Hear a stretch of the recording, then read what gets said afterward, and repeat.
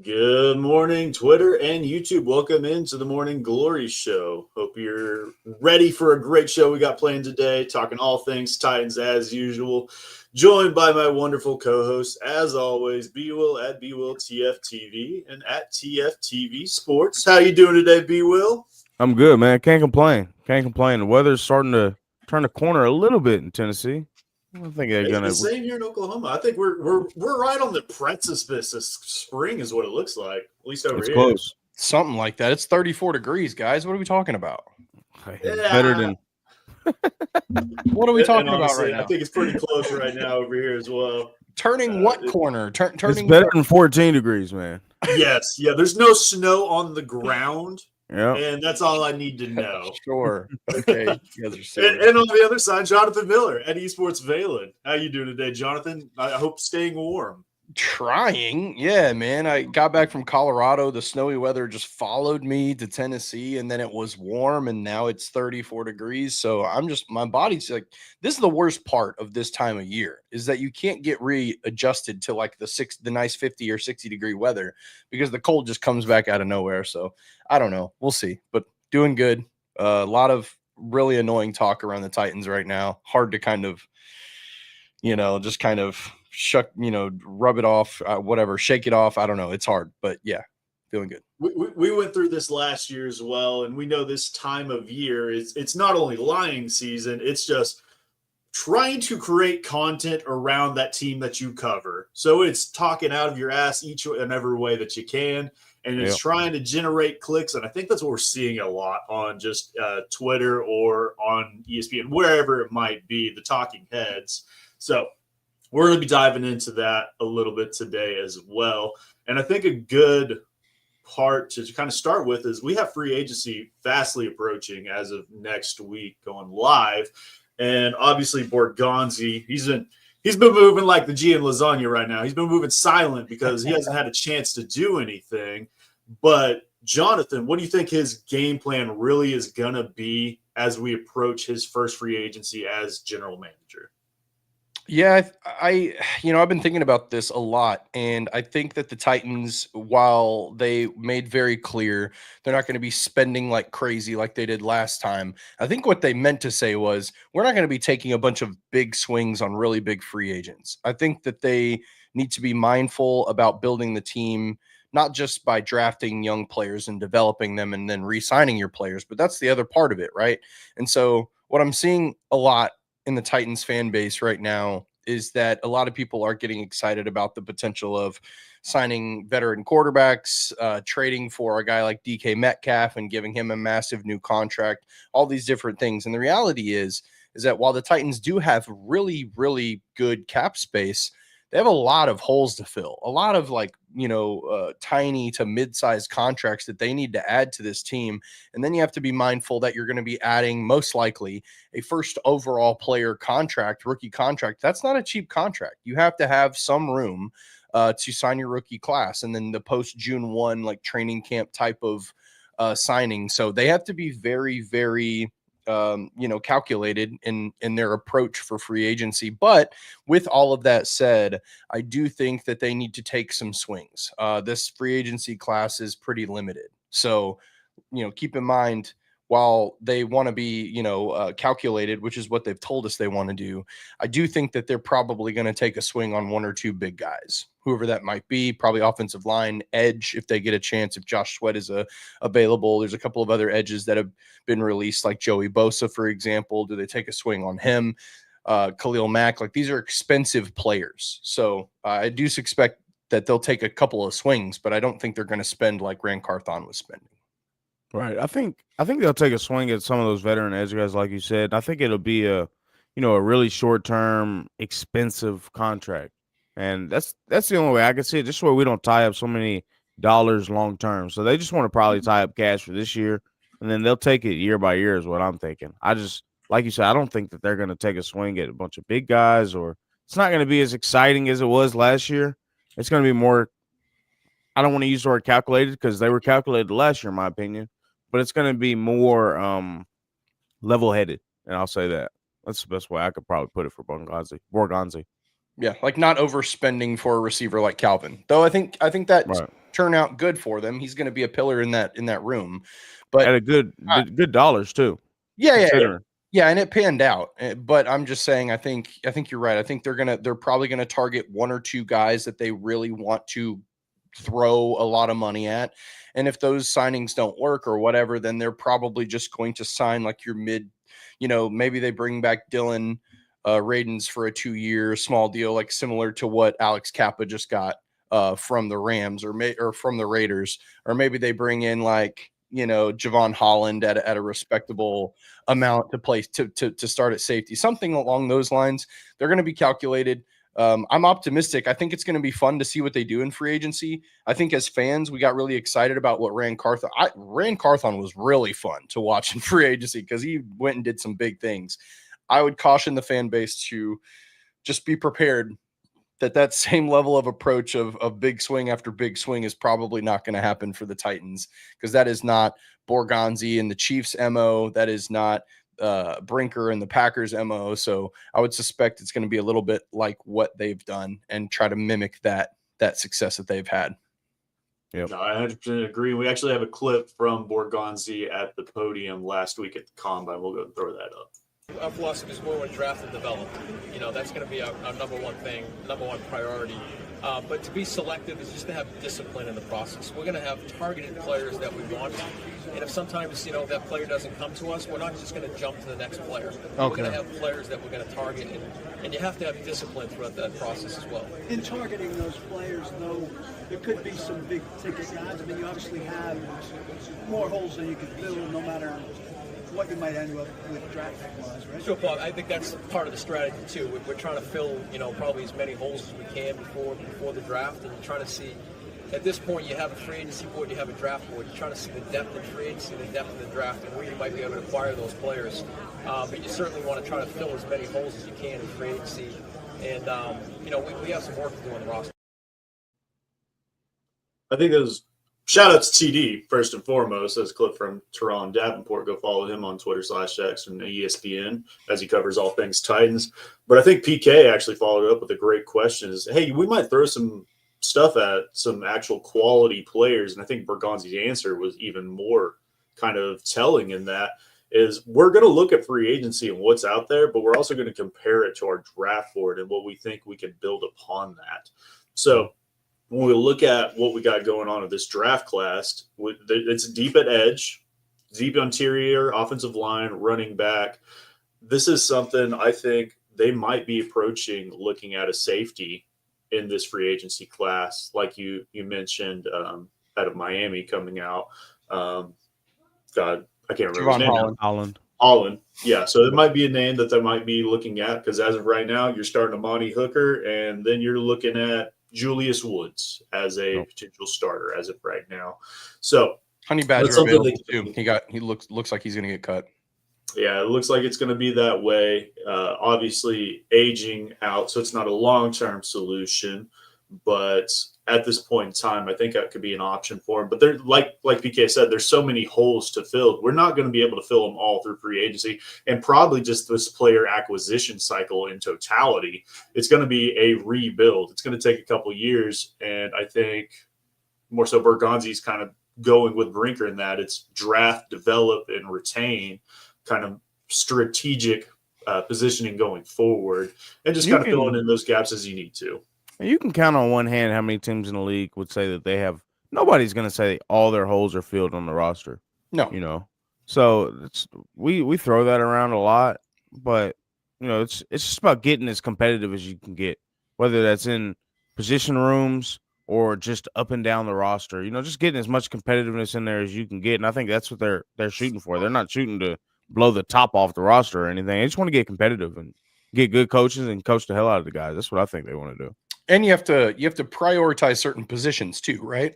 So, for example, do you want to dump a bunch of your capital into the safety position when the reality is that you can sign a guy off the streets and start at safety and be a competitive enough team? Like that position isn't a premium position of need, right? Like you can get a guy for cheap to plug in, or you can draft a kid and take a chance on him and let him, like Julius Wood. Like there were several waiver wire claims, practice squad signing guys that played really well, right? So, I think that the positions they have to target is right tackle. They have to be very, very, very aggressive with finding a right tackle in free agency, in my opinion. And they should be aggressive in 2 other areas, and that's at edge and at wide receiver. Those are the 3 positions they should be very hyper aggressive on, in my opinion, at free agency, and try to sign, like, their goal should be to sign 2 guys, 2 starters at those 3 positions. That would be, to me, that would make the most sense. And I think that's why you have that hesitancy to act like it's going to be a big free agency, because those are going to be expensive ads, those positions in free agency. They always are. Any of those guys that are hitting free agency, they're normally veterans, have had a productive career. They're trying to get their last payday. It's going to be a short deal worth a lot of dollars. Mhm. So we're in a position to be able to do that, but it also cuts your own throat for this year, dollars wise as well. Can you throw that last comment up, Jake? The one you just threw up about nobody wants to be here. Stevie, here's what I would say. This is true. However, this is true. I thought that was going a different direction. No, it is. It's going. Let me land the plane. This is true. However, something that we talked about a little bit a week or 2 ago, and something I've been trying to align the fan base on, is that the Titans are picking first overall, and it looks like they should be taking a quarterback. And if they're taking the quarterback that we think that they're going to take, then this kind of changes things. Now, it doesn't necessarily change things going into free agency, because GMs can talk to agents and talk to players, but they're never going to tell them for sure what's going on, right? Like, if it was a really big free agent, maybe they spoil a little bit, but for the most part, there's a good chance that some of these free agents might be like, okay, Tennessee's taking a quarterback. That changes things drastically. Like, a good example of this would be Quandre Diggs. Quandre Diggs was pretty good before he got hurt for us. Probably not planning to come back because he wants to be on a competitive team. But if Quandre Diggs knew that the Titans were taking Cam Ward, somebody he's really high on, then maybe he reconsiders that. And oh, hold on. We might actually be, this kid's nice. If we get a quarterback in here, we might actually be competitive. So that's the only thing that I would say to this comment, is that the Titans have a chance this offseason to make that swing. Now, if you're talking, sign a bridge veteran, trade the pick, and do some stuff, then of course you're right back into mediocrity, who knows where you land type of thing. But I think the quarterback discussion is really interesting for potentially building a team around. And that's something that's not really getting talked about. It completely changes the dynamic of the franchise, the quarterback position is. And I think people understate it. It makes everyone better on the team. So free agents and guys around the league know, especially if they've come from a team with a good quarterback, they know the value of a good quarterback day in, day out, whether that's in the locker room, on the field on Sunday. They see the value and what a good quarterback can do to a franchise. And it's just revolutionary what can happen. So especially if you have somebody, it's looking like it's going to be Cam, but Shador brings his own little juice with himself as well that players want to be around too in some respect. So you got to keep that in mind as well. Yeah, that's true. That's true. I think they are cousin. I think they are literally family. Yeah. So that definitely raises the likelihood of that for sure. I do think nobody wants to come here slightly overplayed. And I think every franchise to an extent has that discussion. I think it more so comes down to money always talks, obviously. But I think it comes down to a lot of relationship building as well. And obviously Borgonzi's been around for a decade plus over there at Green Bay. If anybody that has that connections that he's been understaffed with, and then you got both Callahans that have been just about everywhere in the Cincinnati building, and then you got Borgonzi over there with Kansas City. So I think they spread pretty wide in those regards, and there's a reason Brinker was so involved in that trade last year with Borgonzi for the L'Jarius Sneed. I think you can attract a lot of those players and get in those talks with them. They go, hey, I like you. I want to play for you. And then they come in that way as well. And I think Vrabel was kind of a part of that as well. I'll tell you what, you making some money. That no income tax helps a lot too. And players 100%. Are looking at that too. So we got 3 teams in our division. So for those that don't know, it's taxed by game check. So we've got 3 teams in our division that have no income tax, in Florida, Texas, and us. So that is 6 of your games a year at least. That's going to be no state income tax, guaranteed. Well, it's the 8 home games, and then it's at least 3 of the divisional games. So that means 11 of your 17 games are not taxed Are not taxed state Yeah, income wise. so- So guys are looking at that as well, and that has to do with dollars. They're looking at that with their dollars. So, Tennessee ain't as unattractive as people say.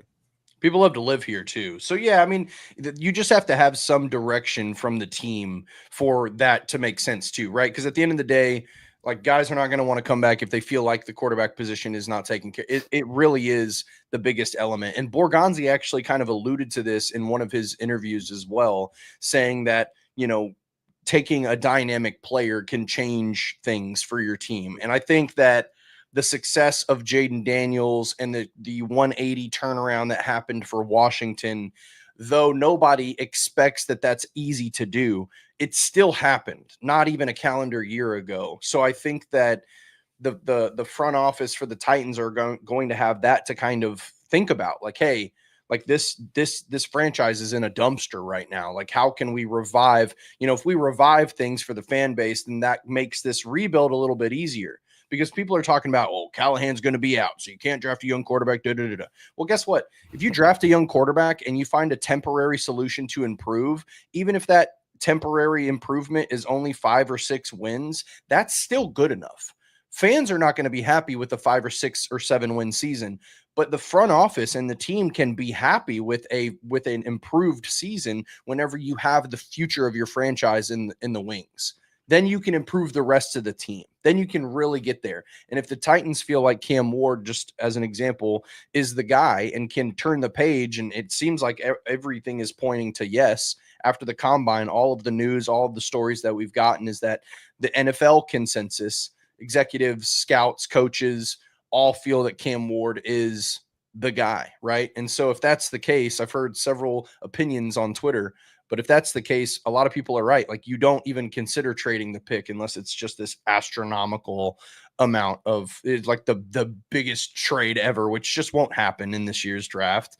And so the Titans probably shouldn't consider trading that pick at all. But yeah, I think you solve the quarterback position and it's getting easier. Like, the rest of the NFL is helping the Titans evaluation of Cam Ward, Shador, whoever they're considering here. But I do have an interesting trade thought that we can hold for if we want to talk about that at any time. But just remind me, because I thought about something over this past day or so of why a trade down could potentially work in a different type of way that's a little interesting. So yeah. We'll hop into that for sure here in just a second. But I think we haven't been on the show since some big news broke, I believe last week, and we have to pour one out for the boys because Matthew Stafford is staying with the Ravens. Yeah. And we've been pro week. Matthew Stafford there for even in the middle of last season. And that has not come to fruition. So the free agency pool has dried up basically for all of the quarterbacks. You still have the Sam Darnold out there, Justin Fields, Mac Jones. There's not a lot out there. So, but isn't it interesting, Jake? Isn't it interesting that the Titans have not been tied to any of these guys yet? No. It's not interesting. It's not interesting that you're not hearing the Titans' names in any of these quarterback conversations. They were mentioned in the Matthew Stafford as the sleeper third team. Dark horse. I saw that a couple times. I never saw that. I would have gotten really excited if I saw that. No, it was Giants and then maybe the Raiders. And then we were that silent one at the very bottom that was like, just in case. And I did see that a few different times, but is there any legitimacy behind that? Probably not. Probably not. I think it's just more so going, they needed a quarterback, so I've added them to this list. And they go ballistic on Twitter whenever they get linked to a name. Yeah. So, I think we're pretty much all in agreement that we're kind of out on the free agency route for quarterback this season. And that opens the door. If they do trade back, you might be rolling again with Will Levis. And that is a scary thought to think of. And I think it's realistic at this point in time. Hey, man, if I see this guy throwing any of the receivers at all this offseason, I'm going to flip. I don't think Callahan's going to tie his future to Will Levis again. It would not be wise for a player that he benched twice in one season to say, yes, let's run it back and then hand him the keys to his job. I just don't think that that's going to happen. That would be one of the most asinine things I've ever seen a coach do. Is tie their he future deserves to get fired if that's the to case. Will Right? Levis. Like, are we serious? Yeah, I don't think You're it's putting it possible. all even at that point in time. Even JACKEDDD jump ship. Callahan's got to do the same. I mean, come on now. It's rough. She saw it before everybody else. I think the only reality that Will Levis stays on the team is if they end up signing a veteran that they feel really good about that's going to be there for maybe 2 years or so, then I think there's a chance that Will Levis is the developmental backup. But I think that's the only reality where he stays on the team. And to be honest, I don't know. Everyone I say this to says that they don't think it's a big deal. But if the Titans have not been linked to any of these free agent quarterbacks as serious players in signing them, the only reason why that makes sense is because you're not going to sign a veteran, like a guy like Rodgers or Russell Wilson or Sam Darnold are not going to agree to come to your team if you're drafting a quarterback 101. They're just not, right? And they've said it multiple times. I don't agree that they should start Cam or whoever they take, if it's Shador or Cam, whatever. I don't agree they should start that player. There needs to be a veteran starting in front of them for at least a year. And that's what Brinker and Borgonzi are all about. But Callahan said it in his press conference that it's like, if you draft a guy that high, you have to start him. And so that part of it is kind of where my hang up is. But I think the Titans are being careful about how they go about this. And so I think what we're going to see in free agency is the Titans are likely going to go after like a respectable bridge, but not one of the top guys, not like an Aaron Rodgers or Russ or somebody. I think we're looking at like a Jameis Winston or like a Jimmy G or something along those. I hope it's not, but you get what I'm saying. Like that level of quarterback, someone that's not too good to be like, that's our guy, but good enough to hold the reins for a year. Somebody Cam can learn bad habits from. Yeah. Well, then just keep Will Levis then. I know. But do y'all think that, here's an interesting thing. Do y'all think that Callahan and the front office are aligned with when they need to play if we draft them that high? Do you think they're aligned on that? Because Callahan obviously selfishly says, I want him in first day. Because his job's on the line. They're on a different timeline. Well, ultimately it's Callahan's job to run the team, right? Like, so if they're practicing and playing, Cam goes out there, let's just say it's Cam Ward, he goes out there in preseason and lights it up, then it's like, oh man, this might be tough. And that's why I'm saying like the veteran bridge needs to be someone who is respectable, but someone who knows like, hey, a young guy's coming in here and he's going to take the job eventually. That's why I think like someone like Jameis Winston makes a ton of sense, because he's a guy who could mentor, you know, and be a stopgap, like a good player in the meantime, waiting for that player to play. But yeah, I think all this disconnection of being like, well, Callahan wants this because he's got to save his job. You have to think also, this front office is responsible for keeping Callahan as well. Like, yes, Miss Amy could come in and pull the lever if she needed to, but ultimately she gave Chad Brinker the keys to be the guy. Miss Amy doesn't want to be what she's had to be over the past couple of seasons. So Brinker likes Callahan, and Borgonzi's a big fan of Callahan, regardless of what the team's doing. Just because they're playing, if they come out the gate and start playing poorly again, it doesn't mean that Callahan's just on the chopping block right away. They might decide that he has a longer leash because they believe in the player, but they're like, this roster sucks cheeks.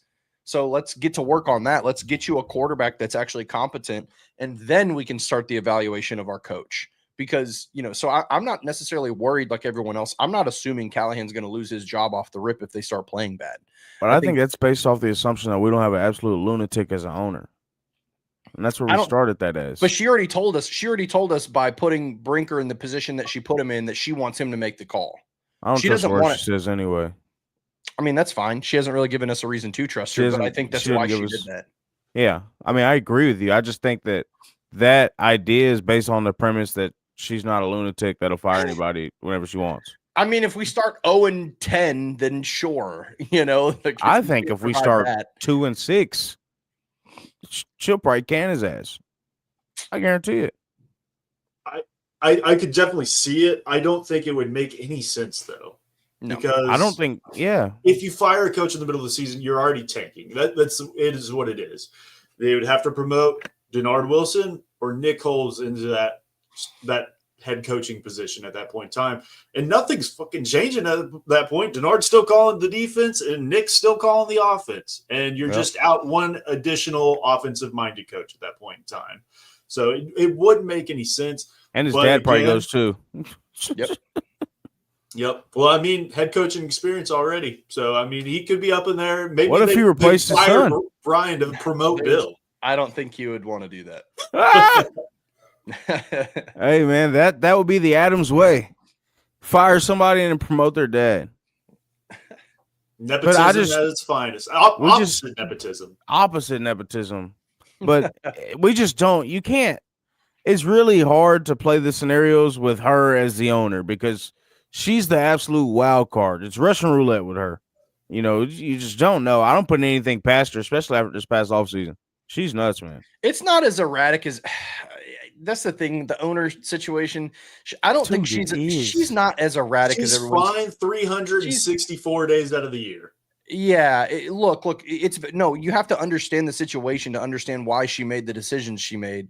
People don't agree with how she went about it, but the reality is that she hired a guy that she got excited about, and that guy went spending and trading and going crazy, and then the team was the worst in the league, and the quarterback was not good. So she went, okay, this is not working. Wasn't his quarterback the guy that he hired, Chad Brinker, was much more calculated in his approach to team building, and she sees he comes from an organization that does just that. She probably had some conversations with some other owners and some other folks that were like, look, you need to approach it this way.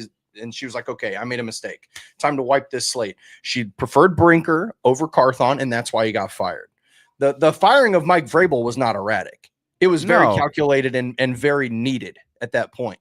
So I don't know. The Vrabel firing and the Robinson firing wasn't very calculated, but it was the right thing to do. 100%. The Carthon firing wasn't the right thing to do and wasn't calculated. I agree.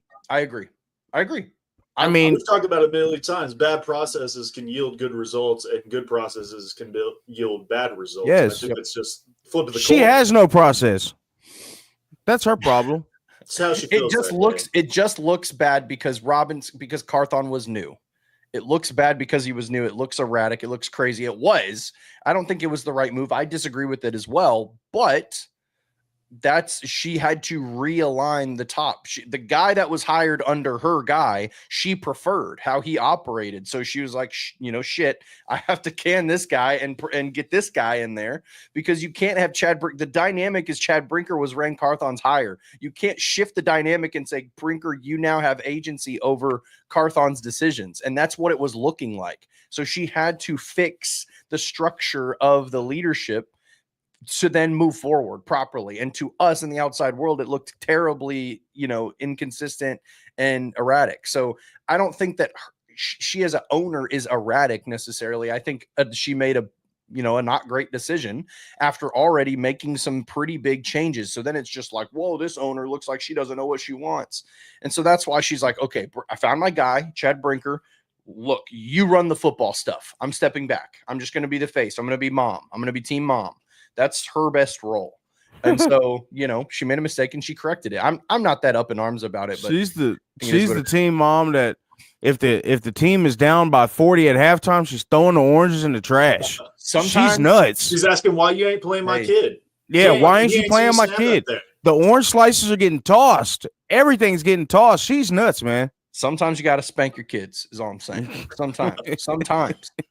I think the biggest issue that I think maybe why I portray her as not a great owner is she doesn't own her at faults, and she doesn't know how to talk to media. She's the worst public speaker I've ever seen. It's like, hey, it's fine. You fired Rand Carthon, but why? What led you to this? Tell us why. Yes. Yep. And then maybe the funny thing, you give me a good reason, I'm fine with it. Yep. It's that we never got a reason kind of thing. Yep. Funny thing for me is I don't want her to talk. I don't care what she has to she doesn't owe us. How do I say it? She doesn't owe us anything. She kind of does. We're her customers. No.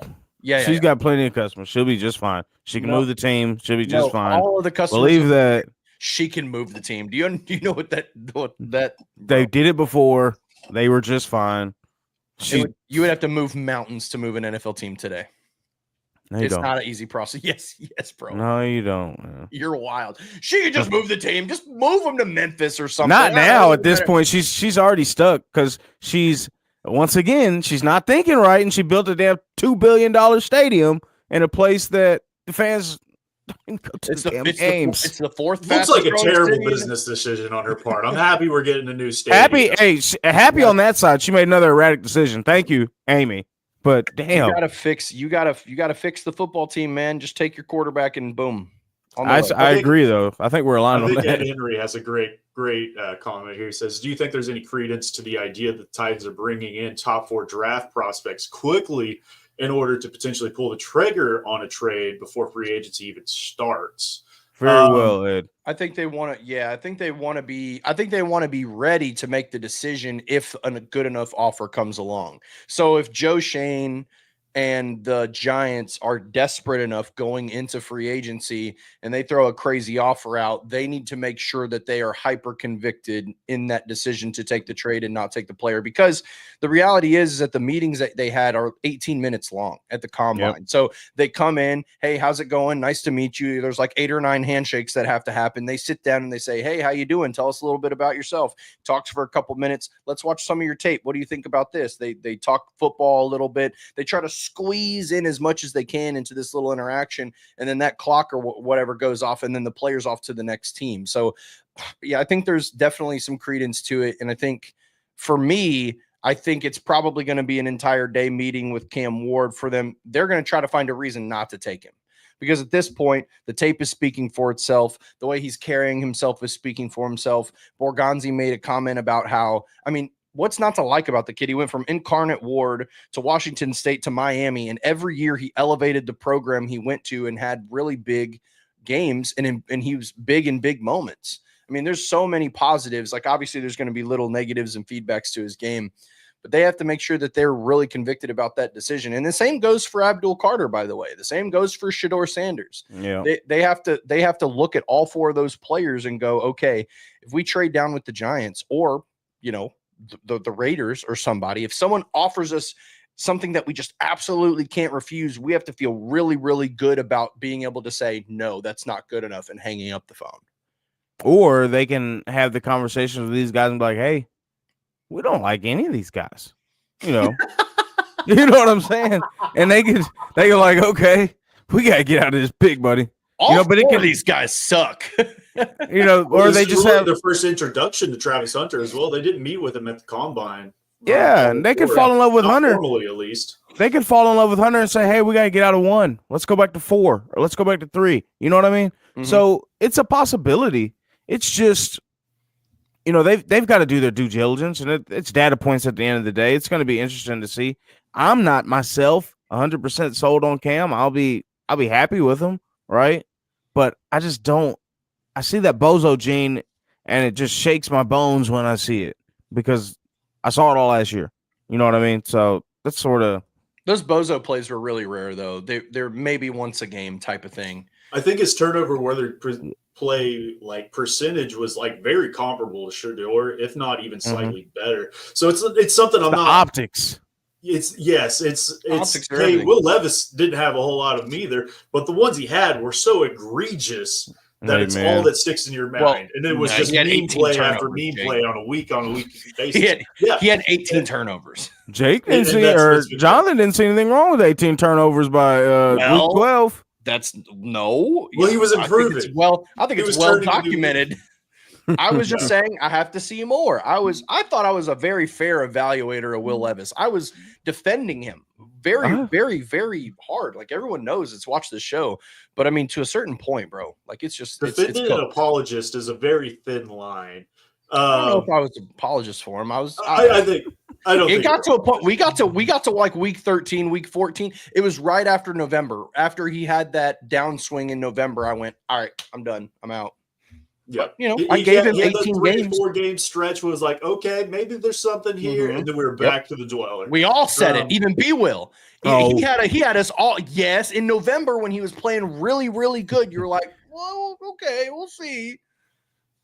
I think going back to Ed's comment, I think before doing it, before free agency, you have to get that deal done before that kicks off if you're not in love with one of these quarterbacks. Because if we look at free agency and maybe by all accounts, Atlanta's probably going to cut Kirk Cousins, maybe they sign him as free agency starts. That shows your cards that, hey, maybe we're not in love with one of these guys. And that drives your trade value down. So if there's a trade to happen, I think it's going to happen before next Wednesday when free agency starts. I disagree. I think a trade doesn't happen, and you want to know why? I think it's because they are going to love one of these guys enough.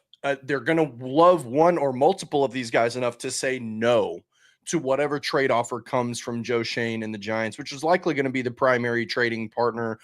It would have to be a really crazy trade to move down to 6 or 7 in this draft, in my opinion. Something that's not getting talked about is that your blue chip players are in the top 4, right? Top 4 to 5-ish. So if you trade outside of the top 5, then it's, or especially if you trade outside of the top like 7 or 8, then you have a really big drop off in talent. And so that drop off is going to add a premium to the trade compensation because it's for this draft. So I think Joe Schoen and the Giants are going to have to come off of some very serious capital, including their 2026 first-round pick. There's not a reality where they do not get the 26th first-round pick and trade down. So I think they're going to be able to tell them no. And if they tell them no, then that's just going to build deeper leverage going closer to the draft. Because at the end of the day, if you're accepting a trade, you really only want to do that going into draft day because you want to try to build that. Because you're not just trading with the Giants. At the end of the day, you need to be trading with other teams as well. So that way you have some back and forth. So you're not just saying no arbitrarily. It's not just no, we like the player that we're sitting at number 1 with, but that very well might be the case. The Giants, we know the Giants are coming up for Cam Ward. It's not for anyone else. So then Borgonzi can say to him like, hey, look, we're trading you a franchise quarterback. We're not just going to take a couple of 3rd round picks and a swap of a player or something. You're going to have to come up with some serious trade compensation because this is a franchise quarterback. And guess what? If you don't give us what we need, then we'll just take the player and we'll have our franchise guy. So the ball is in Joe Schoen and the Giants' court right now, because if they can come off of a significant enough offer, then the Titans can pivot. And that's why the pre-free agency thing needs to be a conversation, because if the Titans need to pivot and go after a quarterback, at that time they can. So I understand the conversation around the everything happening before free agency. I just think I just am finding it hard to believe that the Giants are going to be willing to give up what the Titans are going to be willing to accept in a trade. And which would be what, this year's first from the Giants, next year's first from them, and then some mid rounds. It would, to me, be a second this year, and then it would be a third, and probably next a third year minimum. It would probably need to be their second next year or their third next year, and maybe like a player that you feel really good about for that mid round. And they can have Harold Landry, maybe like Evan Neal or something. I don't know if they plan on bringing him back or not. The point is, it would have to be significant enough for them to say, okay, now it's worth pivoting to a Sam Darnold or a Russell Wilson or something like that. It would have to be significant. And that's the thing. If you fall in love with him at this 30 visit and you really, really like the guy, because by the way, that's tomorrow. Tomorrow, Cam Ward's going to be in Nashville visiting with the Titans. So if you really fall in love with him, then that just is going to strengthen the conversation. It's like, hey, we just met with Cam all day long. We really love this kid. He's good at this, and this, and you just build up the value for the Giants. And I think Borgonzi might be trying to play into that a little bit, because Joe Schoen, not exactly the most respected GM in the league, like not exactly the most calculated and well driven in terms of how he goes about things. So they might be trying to kind of like pull one over on him or whatever. And regardless, the Titans can be happy that they get their guy if they have to stay. So all of the leverage is with Borgonzi and the Titans. And it's going to be really, really interesting to see how he kind of plays it. And it'll be telling, because I think if the Titans do accept a trade before free agency starts, then that means it doesn't mean that they didn't have conviction in Cam Ward. It meant that the trade offer that they received was too good to pass up, so that way they could fill more holes and feel good about what their plan is moving forward. And it won't be firing Callahan if they don't get a good enough quarterback in place. So it's going to be interesting. I think that domino is going to fall. And if we don't see a trade before free agency, then you likely won't see one until draft night. And if you do see one draft night, then the Giants have just thrown the farm at you. And so that could be good news for the Titans too, even if you have to stick with, I hate to say this, but like sticking with Levis or sticking with a free agent quarterback that's like, low profile, like a Jameis Winston or somebody. Yeah. I completely agree with you about the timing of it. It's going to be important. We'll see how the dominoes fall after these top 4 visits. So, well, I think what's working in the Titans' favor is the Giants' reek of disparity. They have to get their quarterback because they're desperate. Joe Shane barely has a job. Same goes for Brian Daboll. Yeah. And they basically all but said that in their ownership meeting when they released the press. If your ownership has to release a presser that we're retaining you as an employee is not a good sign. It means you are very close to being out the door. Yeah. So they have to get their guy or they're going to be jobless. And that's what it is. So that does drive up our market price. Can I bring up that trade now? Jake, yes, this is a good time because we're talking about the Giants. Okay, so this is kind of what I was thinking. And let me preface this by saying I think the Titans desperately need to take the quarterback. I think they need to just take Cam Ward at number 1 and just have the quarterback and then move on. Maybe look at a trade down at 35 to acquire another 3rd-round pick. TD presented that. I think that makes a ton of sense. But I think what they need to do is take that quarterback. Now, if they take a trade, I think there's a reality where when you sit at number 3, that Shedeur Sanders doesn't go number 2 to the Browns, or a reality where you flip a pick and then you do a tiny trade. So you trade down to 3, you get significant draft capital from the Giants. They take Cam Ward.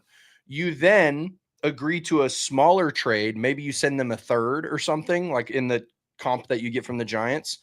And then you move back up to 2 and you take Shedeur Sanders. So you still get your quarterback. You stockpile a couple of picks. You get a 1st-rounder next year and maybe a 2nd that you don't send to the Browns. You send them the 3rd you get, something like that, just to swap 1 and 2. And and it's like, okay, you're taking the quarterback. You're just getting a little bit of a premium. And then you still get Shedeur Sanders. So there's a reality where that happens. Now, does that happen? I think there's a good chance that the Browns have to take a quarterback. I think there's a very, very strong chance that quarterbacks go 1 and 2 in this draft.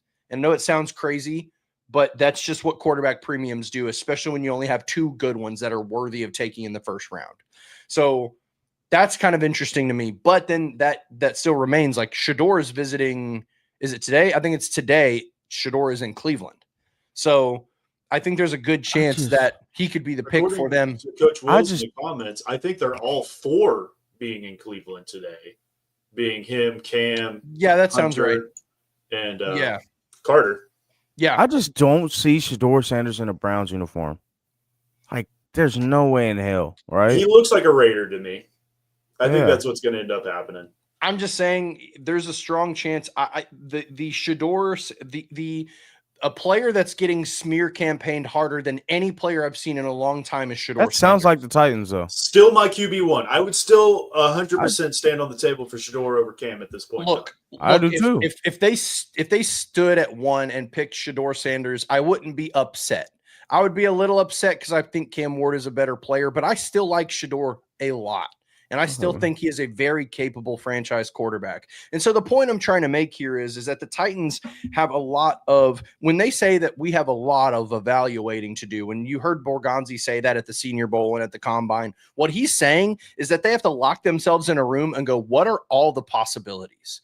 If we trade with the Browns at 2, what does that look like? If we trade with the Giants at 3, what does that look like? If we trade with them, what do we think the likelihood of them taking our guy that we would like to have at 3? Because in reality, if you want to talk about potentially the best case scenario in any out of all of this, would be the Titans acquiring significant capital from the Giants to move down to 3, and then them Sanders. Still being able to get Shedeur Sanders at 3 or trading up to 2, whatever. That might be the best case. If that scenario. happens, I'll come on this show and I'll apologize to Amy if that happens. It's not her call though.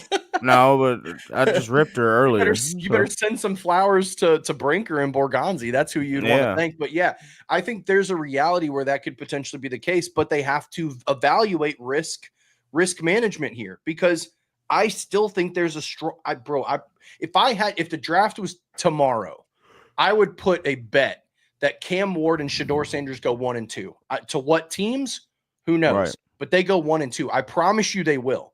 Shedeur is a much, much better prospect than the greater population thinks, and the national media is shitting on him completely unreasonably, and he's a much, much better player than we're giving that. Like, the tape doesn't lie. It doesn't lie. It's very clear. The talking heads ain't watching the tape, and No. the fans that lap it up aren't watching the tape. So, you know. Yeah. So I think, the trade conversation is super, super interesting, but right now the Titans have to bring these guys in for a 30 visit, because for people out there watching, like, the difference between getting to meet these players at the combine versus the 30 visit is an entire day. They spend the entire day from literally like 7 a.m. to like 5:30, 6 o'clock at night. They come in, they take a tour of everything, they meet everybody, they sit down, they have a conversation with every single coach, they meet some players sometimes, and they go through a deep, deep evaluation of the player's past, everything they've done from on the field. They probably get them out on the field. For quarterbacks, they probably let them throw a little bit and kind of take them through some process. Brian Callahan gets to basically coach this guy for an entire afternoon. And when he leaves the building, whether it's Shedeur and Cam, they're probably saying to themselves, we like both of these guys. We would love to have both of these quarterbacks. Okay, well, how do we make that happen? We either stick and pick or move down to 3. Okay, how do we convince the Giants that we love Cam Ward so they can come up, so that we can get significant draft compensation, and then we can still find a way to get Shedeur? I promise you that's a conversation that's happening right now. I hope. No, yeah. If we can acquire another first-round pick next year, in addition to this other capital, and maybe I could see the realistic situation where he would just bypass the Browns and they go with a Carter or Travis Hunter there. They got to replace Garrett. I mean, I had that thought too. Like, Abdul Carter makes sense, but obviously Travis Hunter makes a ton of sense for them too. But they can get top end picks for Garrett and draft his replacement, and that's their grade A. They're not winning anything next year without a quarterback anyway. I feel like that's the Kirk Cousins landing spot. Obviously, Stefanski over there, and then Kirk Cousins, when he was at his pinnacle, was under him.